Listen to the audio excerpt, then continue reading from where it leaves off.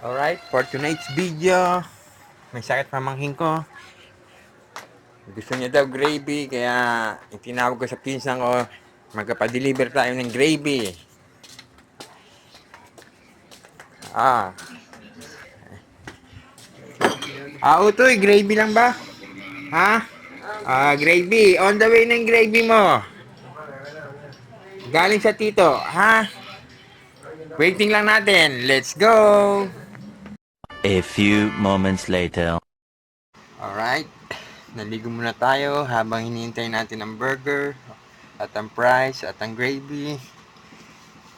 Medyo presko. Let's go! Sana all. Dadali na natin kay Utoy Max.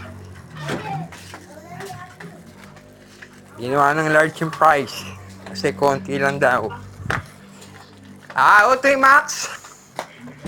Buksan mo na ang pinto. Ito na ang yung deliver. Utoy.